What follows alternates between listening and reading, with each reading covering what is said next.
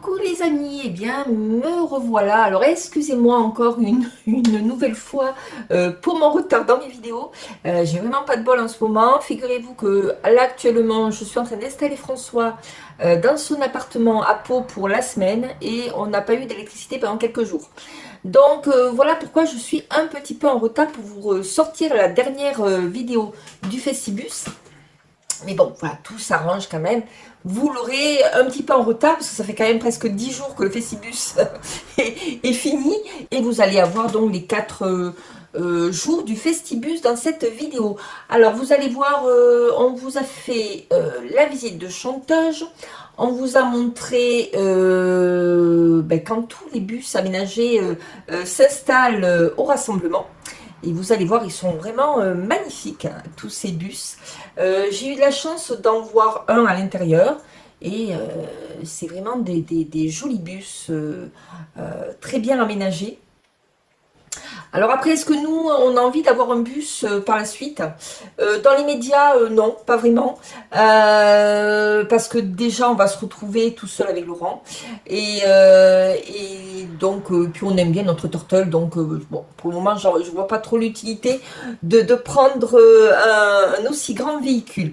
Mais cela dit, je trouve ça splendide et c'est plutôt sympa, surtout pour ceux qui ont une famille avec beaucoup d'enfants et il y en a quand même pas mal qui ont pas mal d'enfants, 2, 3, voire plus.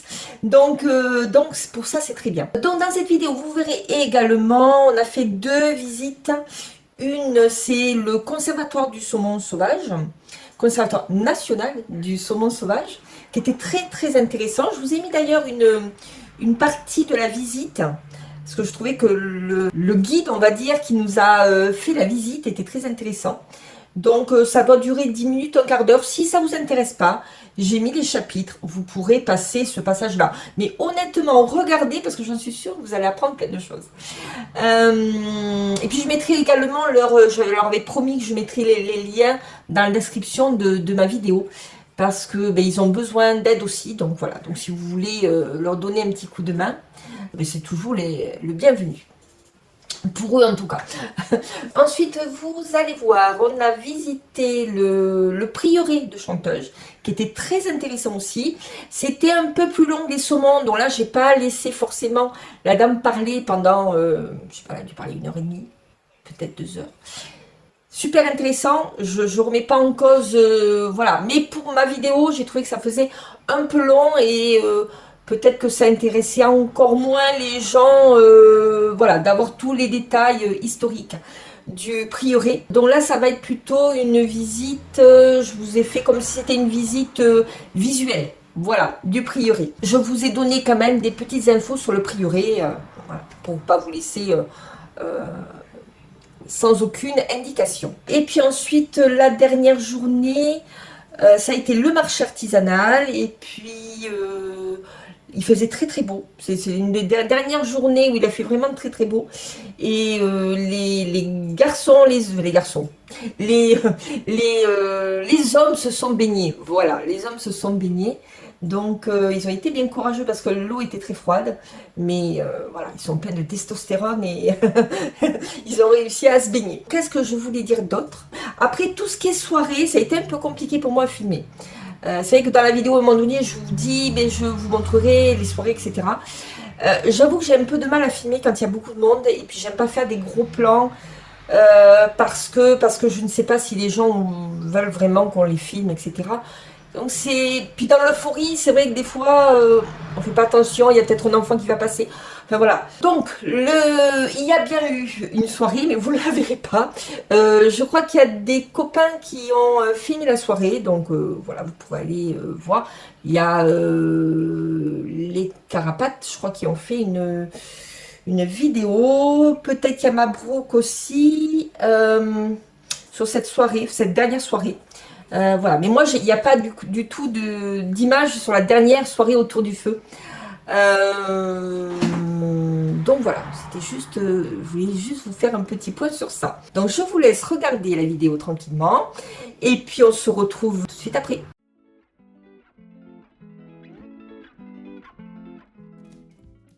Coucou les amis, on est le 8 mai aujourd'hui et ça y est, le rassemblement Festibus commence. Les bus commencent à arriver petit à petit. Je vous ferai une vidéo en fin de journée pour vous montrer tout ça.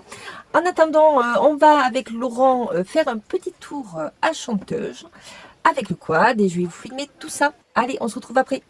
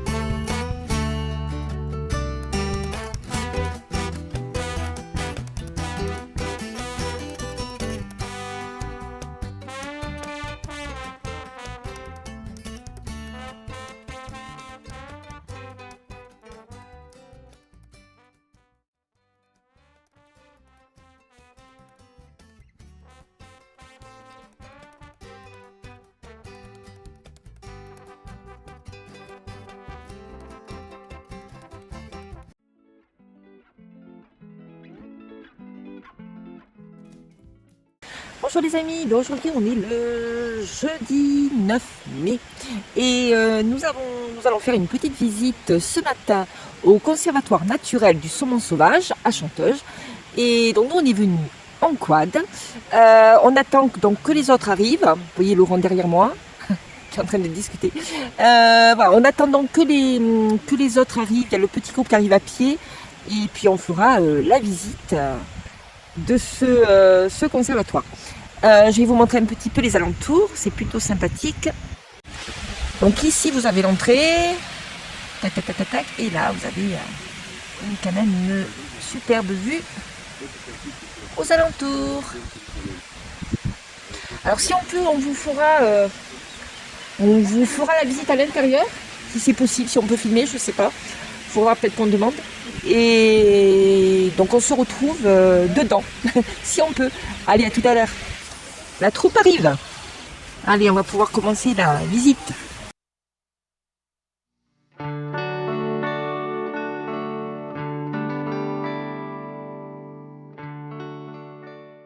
Sur 7500 œufs qui sont pondus, il n'y a que 750 alevins qui apprennent à nager.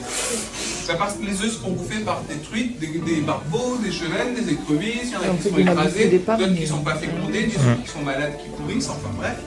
Sur ces 750 alevins, donc en fait, les 2 premiers mois de leur vie, ils ont ce compote à boire, les alvéoles vésiculés, ils résorbent sa vésicule, ils se nourrissent de vitamines les 2 premiers mois, février, mars, avril, mais ils apprennent à nager. Imaginez, vous êtes tous des alevins, la rivière coule dans ce sens-là, vous regardez le courant pour pouvoir respirer, hein, les poissons, vous savez, ça fait passer l'eau dans les branchies, et ils mangent tout ce qui passe. Les alevins, dès le départ, sont prédateurs, carnassiers, ils se nourrissent de petites crevettes, de plancton, de choses de la rivière, des éphémères, des larves, des mouches, des trichoptères, des crustacés, enfin, ils doivent manger toute la journée, tous les jours, pour, à l'âge d'1 an, à leur anniversaire, atteindre la taille de 15 cm. Donc la première année de vie d'un poisson, d'un saumon, ça se passe dans la rivière, et ça s'appelle la vie du tacon, T-A-C-O-N. Un tacon, c'est un jeune saumon qui est né dans la rivière et qui grandit dans la rivière.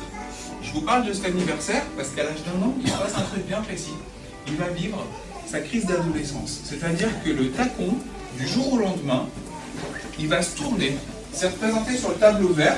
Il se met le courant dans le dos. Tournez-vous vous aussi, on se fait la gymnastique du saumon. Hop, je me mets là. Et ce moment-là, représenté sur ce tableau, tournez-vous sur les bancs. Hop, vous me regardez, ça se passe à 1 an, au mois de mars-avril. Donc là, ça y est, c'est fait. Et c'est le moment où il part, ça s'appelle la smoltification. C'est la crise d'adolescence du moment où le tacon sur ces photos là-bas devient un smolt sur cette photo-là.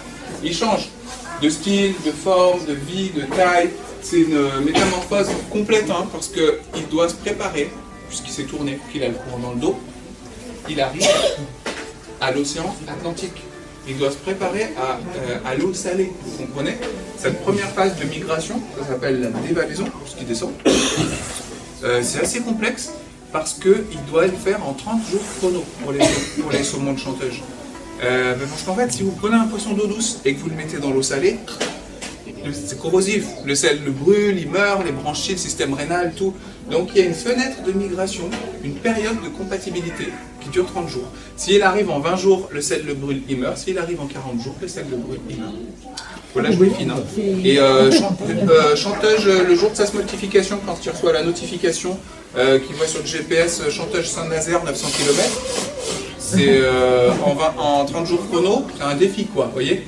Sachant que sur la route, il y a des barrages, des stations d'épuration, des centrales nucléaires, des crues, des sécheresses, des prédateurs, des pollutions, des silures, des cormorans, enfin bon, c'est un parcours du combattant, quoi. Mais ils y arrivent. Combien? Les chiffres de tout à l'heure, c'était sur... J'avais un graphique, c'était sur 7500 œufs pondus, il y avait 750 alevins qui ont appris à nager, et bien il reste que 75 œufs smolt qui arrivent à l'océan. Et sur ces 75 œufs smolt qui ont 1 an, c'est pas fini. Est-ce que vous savez où vont les saumons à l'océan? Ils vont au pôle Nord, au Groenland. 6000 km le smolt, le jeune saumon, le saumon d'eau on peut l'appeler aussi. Pôle Nord, il se retrouve là-haut, ça lui prend 1 an pour y aller. Donc il arrive là-haut pour ses 2 ans, il n'a jamais vu ses parents. Hein. Vous voyez, c'est un petit qui est né dans la rivière, d'instinct, il a mangé, il s'est tourné, il est parti. Il arrive au Groenland. Au Groenland, les orques, les baleines, les cachalots, qu'est-ce qu'il faut? Qu'est-ce qu'il fait au Groenland? Pourquoi ils partent au pôle Nord, les saumons?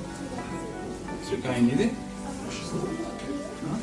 Ouais, ils aiment le froid, c'est ça. Mais ils vont pas se manger une glace. Ils vont faire un truc.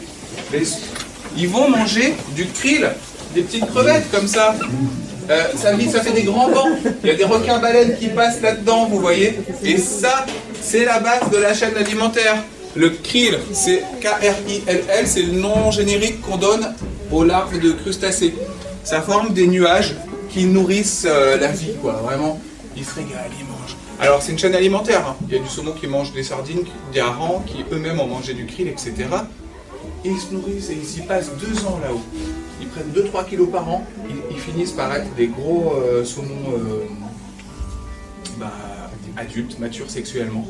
Donc s'ils y restent, il avait 1 an dans la rivière, 1 an pour arriver au pôle Nord, 2 ans là-haut, 4 ans, maturité sexuelle, ils veulent se reproduire. Ils sont là-haut, tous les saumons de la planète au pôle Nord, ok.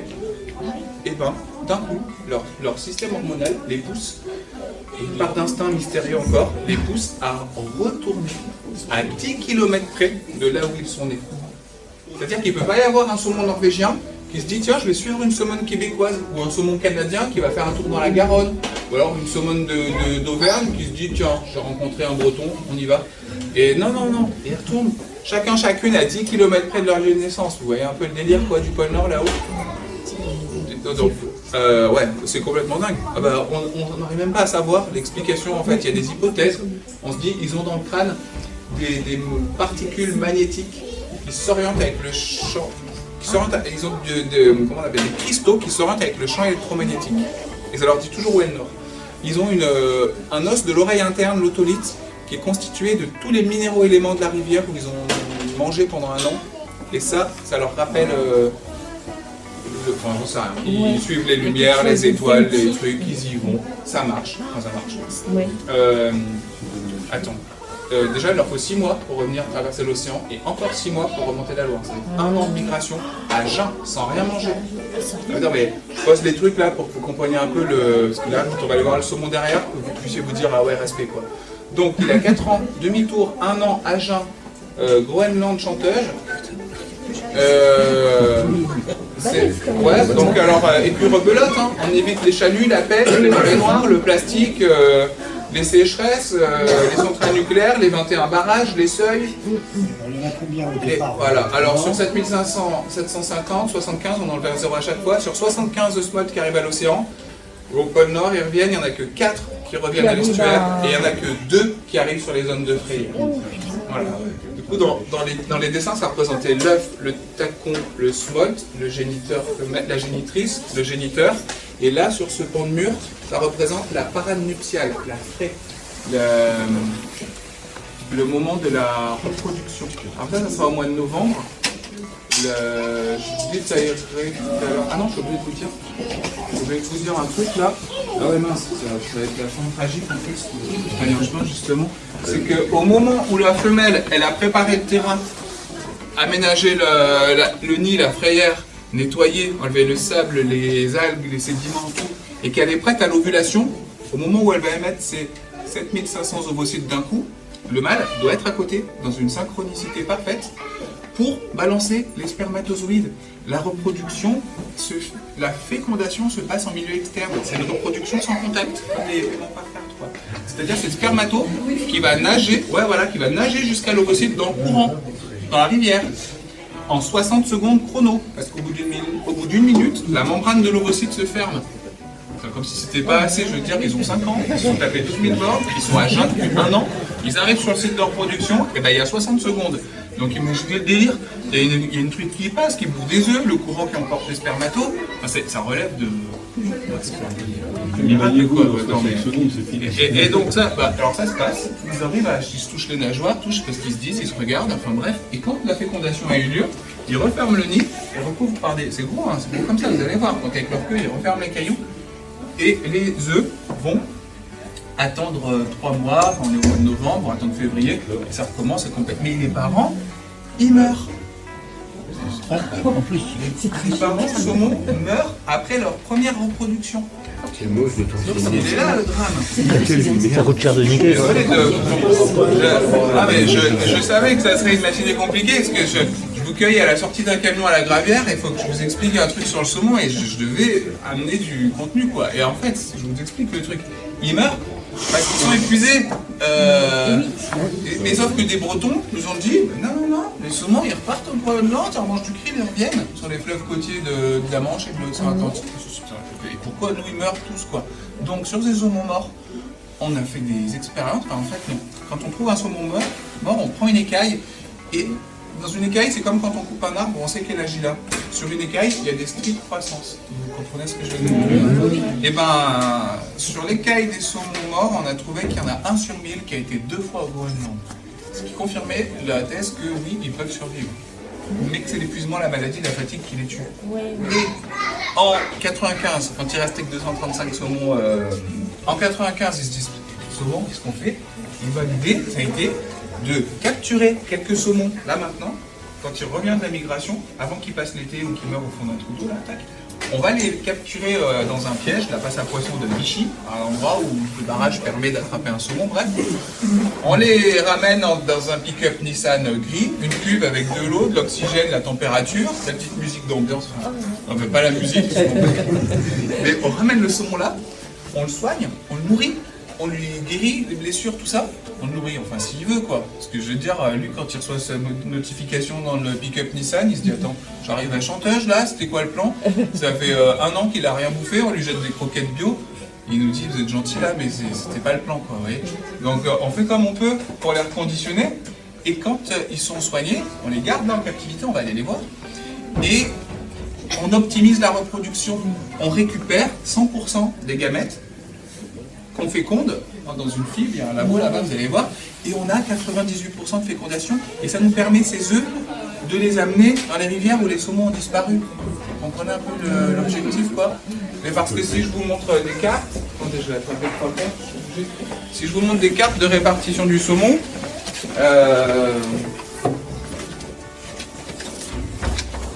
1800. En 1800, il y avait des saumons dans toutes ces rivières-là. Ça, c'est la carte de répartition du saumon en France en 1800. Donc avant les barrages, tous les traits noirs sont des rivières où vivaient les saumons. Il y en avait même dans la Seine. Hein. Ouais. Et en 95, voilà l'évolution. On en était là. Vous voyez un petit peu le délire là? Il était temps de faire quelque chose quoi. C'est pour ça que le comité scientifique a alerté. Et c'est à ce moment-là, je veux dire, ils avaient disparu. Même si on interdit la pêche, ils n'avaient pas revenir.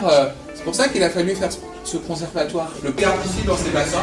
Et là-bas, là tout de suite, il y a 15 000 alevins par bassin. Dans chaque bassin, il y a des petits alevins qui font 2-3 cm. Et le 31 mai, dans le 3 fin mai, début juin, on va aller 30 000 par 1000. On va dans les sacs, on fait l'oxygène avec de l'eau. On va partir en raft en canoë et on va les relâcher aux endroits des rivières. Et là où on les relâche, ils reviendront. Donc on va faire plein de petits poissons, plein de saumons qui vont remettre dans les rivières. Donc ça va être la grosse mission là. Non, des soins, ils s'en occupent bien. 5 heures de navigation et on laisse les Allemands à bon endroit pour retirer la population. Donc voilà globalement l'esprit du projet. Quoi. Vous avez compris un peu la démarche là. Alors c'est intéressant. C'est intéressant. Parce que c'est bien les saumons, d'apprendre l'histoire des saumons. Les petits alevins qui vont devenir tacons dans quelques mois et à leur smoltification dans 1 an qui partiront à l'océan. Donc c'est pas plus gros que ça. Tout de suite, il y a ça dans les rivières, les enfants. Et ça deviendra un gros saumon d'1 mètre. Avec un peu de chance. Avec un peu de chance, ils vont tous revenir.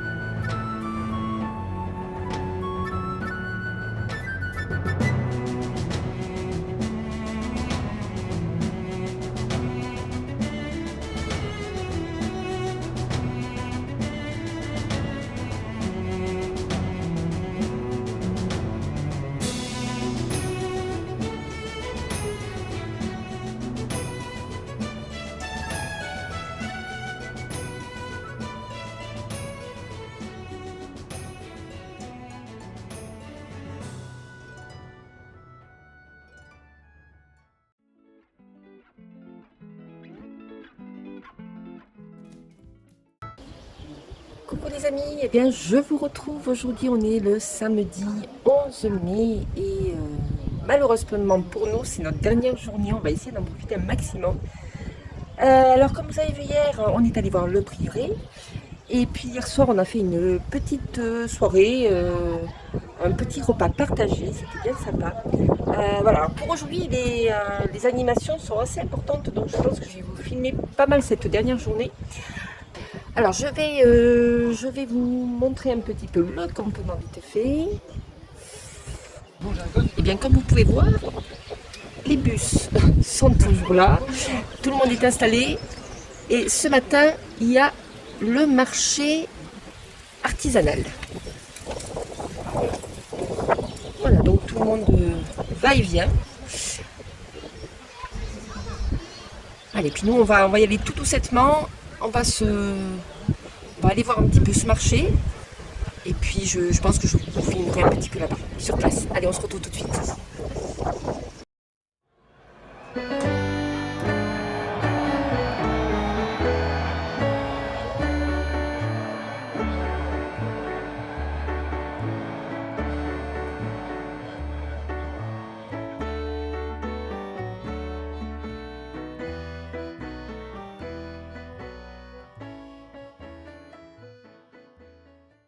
Ah ça y est, on vient de faire un petit tour au marché artisanal. Alors c'est plutôt un marché artisanal entre nous, hein, puisque c'est que des voyageurs qui exposent leur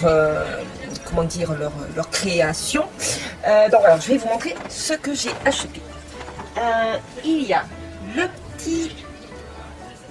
Alors dans quel sens? Dans celui-là. Il y a le petit attrape-rêve que j'ai acheté à Valérie et Carapates. Voilà. Il y a le petit bracelet d'Alizé, toujours chez les Carapates. Évidemment, j'ai trouvé un petit porte-clés avec une tortue à une dame qu'on ne connaît pas d'ailleurs. On ne connaît pas son nom. Voilà, mais c'était très mignon. J'ai aussi pris un petit porte-clés pour François, fan de Pokémon, voilà, un petit Pikachu, pour le petit souvenir du Festibus. C'était chez qui? Ah oui, pardon, c'est chez Chantal. Voilà, un couple de Belges, voilà, qui sont venus au Festibus. Un petit Pikachu. Et ensuite, j'ai pris, donc là c'est des petits cotons pour se démaquiller. Voilà, et c'est Coralie de chez les Happy Dudu qui fait tout ça, qui coud ces petits morceaux de coton. Voilà, pour se démaquiller. Et voilà. Et Laurent, suivait avec la cagnotte derrière moi pour pouvoir tout payer. Voilà. Allez, on se retrouve tout à l'heure. Il y a un petit apéro à 12h30 qui est prévu. Normalement, il y a Madame le maire qui doit venir également nous voir. Donc, on verra bien. Et puis cet après-midi, qu'est-ce qui est prévu cet après-midi? Je ne sais plus. Rien jusqu'à la soirée. Repos cet après-midi. Repos cet après-midi. Et ce soir, une petite soirée dansante, je crois. Hein, voilà. Au coin du feu. Au coin du feu. Bon, ben voilà, et je vous montrerai tout ça au fur et à mesure. À tout à l'heure.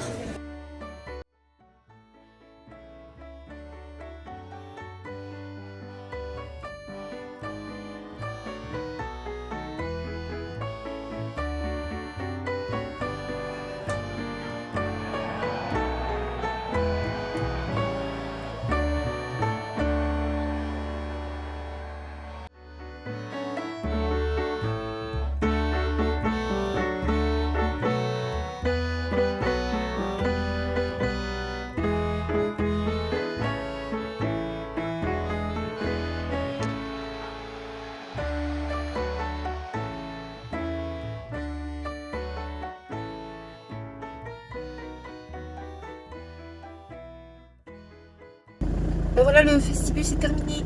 Là, on va reprendre la route et on a un petit peu le cœur lourd quand même de quitter tous les copains. C'est surtout ça et puis l'ambiance qu'il y avait. Voilà. Donc on va reprendre la route. Je ne sais pas si je filmerai vraiment parce que je vous ai déjà filmé l'aller. mais bon, voilà, ce Festibus s'achève et on est bien triste quand même. Voilà. Mais on espère que l'année prochaine, on se retrouvera. Et puis, on se retrouvera peut-être aussi ailleurs, dans d'autres endroits. Donc voilà, la vidéo est terminée. J'espère que ça vous aura plu et que j'aurai pu vous faire vivre un petit peu ces 4 jours du Festibus. Avant de vous quitter, je voulais quand même remercier Patrice et Valérie des Carapates qui ont quand même bien organisé ce rassemblement et ils étaient vraiment crevés. On sent quand même qu'il y a beaucoup de travail pour pouvoir organiser ce style d'événement. Dont les Tortues Nomades les remercie énormément de leur accueil, parce que c'est vrai que nous on est les petits nouveaux hein, dans la bande, si je puis dire, et c'est pas forcément évident de s'incruster comme ça quand on connaît pas tout ce petit groupe qui se connaissent depuis déjà quelques mois, voire quelques années. Mais en tout cas, on a été très contents d'avoir de nouveaux copains qui sont très sympas. Donc, on s'est juré de se retrouver à un moment ou un autre. On a déjà revu les Happy-Dudules il y a quelques jours parce qu'ils étaient à Pau. Quand nous sommes arrivés, on a pu se rencontrer à Orthez. Voilà, pour tout vous dire. C'est la fin du Festibus. J'espère que voilà, ça n'aura pas été trop long quand même. Moi, je vous dis à très vite, à très bientôt. Gros bisous. Ciao, ciao, ciao.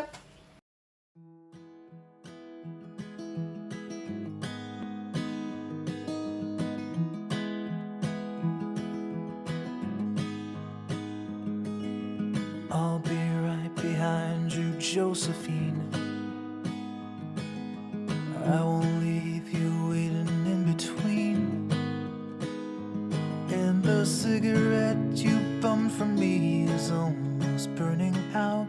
You suck it till your fingers burn and then you throw it on the ground.